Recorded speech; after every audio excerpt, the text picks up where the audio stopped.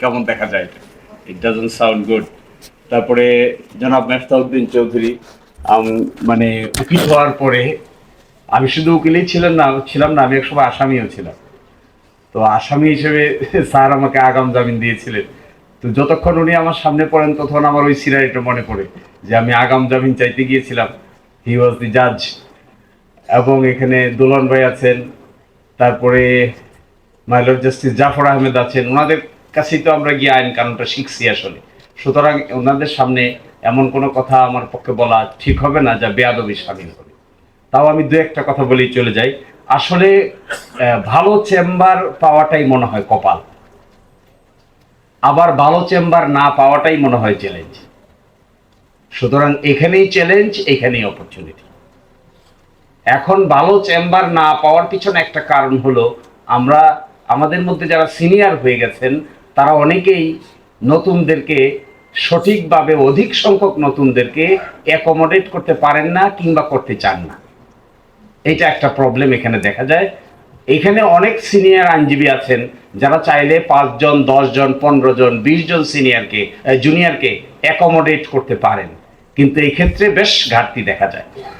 এটা মনে হয় আমরা আমাদের একটা ক্রিটিসিজম হিসেবে নিতে পারি, সেলফ ক্রিটিসিজম, যে আমরা যত মানুষকে এখানে জায়গা করে দিতে পারবো তত মানুষ এখান থেকে তাড়াতাড়ি গ্রো করবে। কেন বলছি এই কথাটা? আমি প্রথম একটু নির্ধারিত বয়সের পরেই আমি ওকালতি শুরু করি। তো প্রথম যখন আমি ব্যারিস্টার আব্দুর রাজ্জাক সাহেবের চেম্বারে গেলাম তখন দেখলাম যে কি সুন্দর আচরণ করে আমাদের সাথে, একেবারে পিতা পিতা পুত্রের মতো। তো এত সুন্দর বিউটিফুল অ্যাটিটিউড আমি কখনো এক্সপেক্ট করিনি। উনি কোর্ট থেকে গিয়ে বিকালবেলা রুমে বসে বাদাম খেতেন, আমাকে ডেকে বলতেন যে তুমি এখানে বসো। তো বসতাম আমি ওনার পিছনে, উনি বাদাম খাইতেন আর বলতেন, ওই কেশবানন্দ ভারতীর জাজমেন্ট পড়ছো? আমি তো করি নাই তখন, আমি জানি না এবিসিডি কিছু। তারপরে বলেন যে তুমি কি মিনারাবা মিলসের জাজমেন্ট পড়ছো? বললাম না স্যার। তুমি কি এইট অ্যামেন্ডমেন্টের জাজমেন্ট ভালো করে পড়ছো? না স্যার। তুমি কি লেটার্স প্যাটার্ন সম্পর্কে ভালো জানো? না স্যার। তখন আমি বুঝলাম উনি আমাকে এত প্রশ্ন করে কেন। এর অর্থ হলো উনি এক্সপেক্ট করেন যে আমি এগুলো জানি, কিন্তু বাস্তবে তো আমি জানি না। তাড়াতাড়ি কি বের হয়ে আমি আসানবার কাছে যেতাম, ইমরানবার কাছে যেতাম, স্যার এটা এটা বলছেন, এখন আমার কি করণীয়? বলছে এটা অমুক জায়গায় আছে, অমুক জায়গায় আছে, বাইর করে স্পেশাল ইস্যু বেরোয়েছে কেশবানন্দী ভারতী কেসের, ওইটা বসে বসে পড়ো। এবং আমার মনে আছে প্রথম 7 বছর চেম্বারেই বহু রাত আছে যে চেম্বারেই রাত্রি যাপন করেছি, বাসায় যাইনি। বাসা বলতে আমার মেস ছিল, বাসায় আমি তখন বিয়ে শাদী কিছুই করি নাই, মেসে থাকতাম। ওই মেস থেকে হেঁটে হেঁটে চেম্বারে যেতাম, আবার সারা দিন রাত কাজ করে আবার আস্তে আস্তে সে মেসে ঘুমাইতাম। তো এক সময় প্রায় 6.5 বছর, 7 বছর, রাত 11টা বেজে গেছে, 12টা, 1টা, স্যার চলে গেছেন কিন্তু ম্যানেজার রয়ে গেছে আর আমি রয়ে গেছি। একটা সময় কই যাব? তারপর ওখানে ঘুম। সকালবেলা উঠে ওখানে গোসল করে বাথরুমে, চেম্বারের বাথরুমে গোসল করে ড্রেস ড্রেস পরে সরাসরি করব। এই যে এইরকম চেম্বার পাওয়াটা আমার ধারণা একটা বিরাট চ্যালেঞ্জ, না পাওয়াটা একটা বিরাট লস। এটাই সবচেয়ে বড় ডিফিকাল্ট আমার কাছে মনে হয়। সেকেন্ড আরেকটা কথা বলেই আমি চলে যাব। আমার স্ত্রী একবার অসুস্থ হলো, আমি গল্প বলছি, আইনের এত কাঠখোট্টা কথা আমি বলছি না এখানে, কারণ এগুলো স্যাররা বলবেন।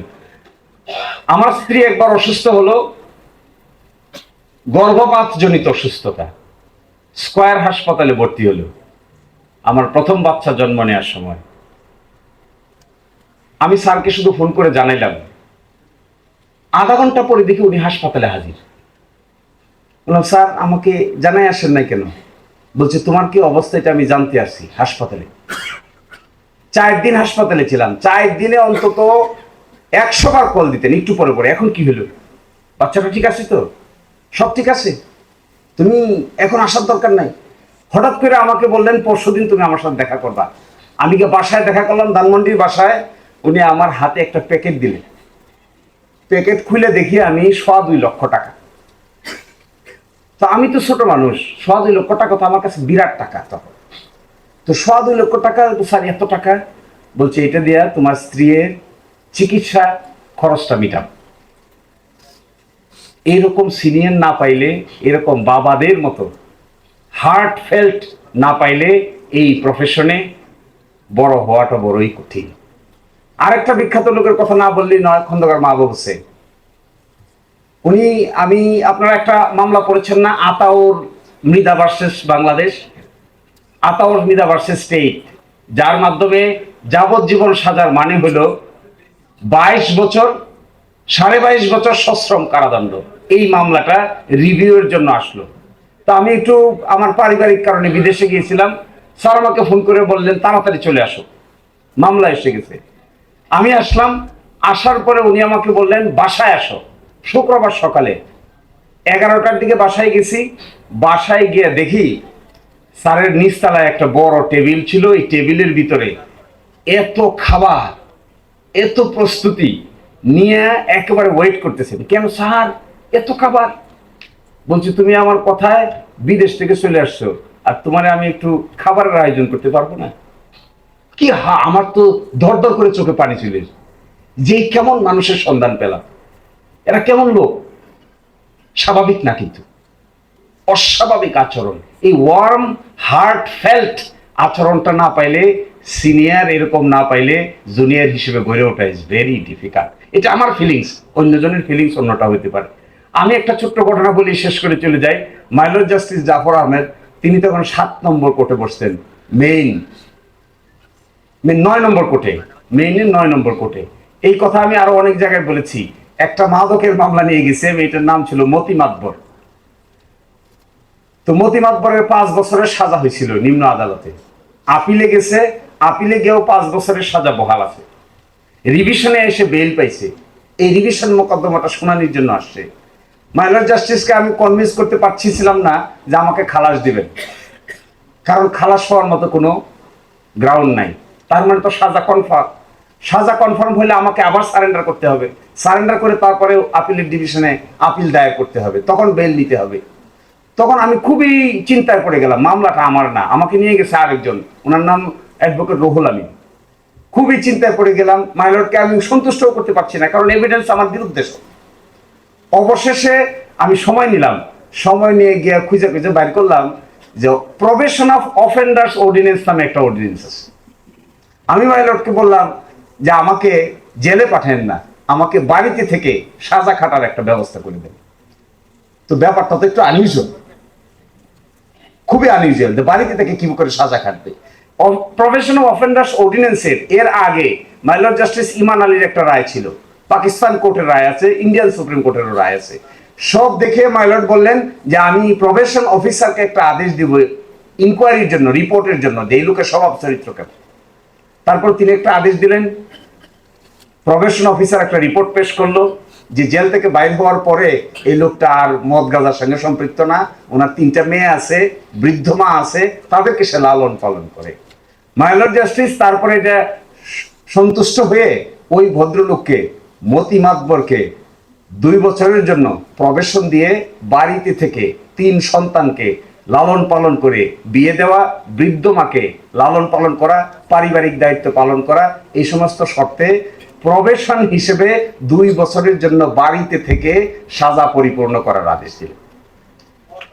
এবং ওই জায়গার ভিতরে উনি একটা সেন্টেন্স লিখলেন, আমি মাঝে মাঝে সেন্টেন্সটা বাইর করে করে পড়ি, আমার জুনিয়রকে দেখাই। যখন আমি আটকে গেলাম যে আমি তো সাজা খেয়ে যাচ্ছি, তখন মাই লর্ড লিখেছেন, the learned lawyer of the petitioner did not give up. যখন আমি দেখলাম হেরে গেছি, হেরে যাচ্ছি, তখন ছাড়ি নেই। আবার মাই লর্ড এই কথাটা এখানে লিখেছেন, the learned lawyer of the petitioner did not give up. It is a huge inspiration for a lawyer. তো আমার বার কাউন্সিল সম্পর্কে আমাদের ওয়াসিম ভাই আছেন, উনি বলবেন, ওনারা সিনিয়র, আমি তো এখানে জুনিয়র মানুষ হিসেবে গেছি, পিছনে থেকে থেকে শুধু দেখি। তবে 2-4টা কাজ করা হচ্ছে। একটা হলো আগামী বৃহস্পতিবার মিটিং ডাকা হয়েছে কিভাবে সারা বাংলাদেশের আইনজীবীদের প্রশিক্ষণের আওতায় আনা যায়। আরেকটা কাজ করা হচ্ছে, সারা বাংলাদেশের আইনজীবীদের ডাটাবেসকে অনলাইন করে দেওয়া হচ্ছে, যেন কেউ আর বার কাউন্সিলে যেতে না হয়, যে কেউ যে কোনো জায়গা থেকে টাকা জমা দিতে পারেন, লগ ইন পাসওয়ার্ড ব্যবহার করে সে তার জিনিস দেখতে পারে। আরেকটা কাজ আমরা হাতে নিয়েছি, বিএলডি। ইনশাল্লাহ খুব দ্রুতই বিএলডি অনলাইন এবং অফলাইন প্রকাশিত হতে যাচ্ছে। তার সাথে বিএল ডাইজেস্ট, 3টা ডাইজেস্ট আছে। ওই ডাইজেস্টগুলোর বাজেটও অনারেবল চেয়ারম্যান অ্যাপ্রুভ করেছেন এবং আগামী কাউন্সিল মিটিংয়ে উঠবে। আমার ধারণা ডাইজেস্টগুলো খুব দ্রুত আসবে। আরেকটা কনসেপ্ট নেওয়া হয়েছে, এই কনসেপ্টটা যদি কার্যকর হয়, এটা হলো ডিজিটাল কন্টেন্ট তৈরি করা বাই বিএলডি।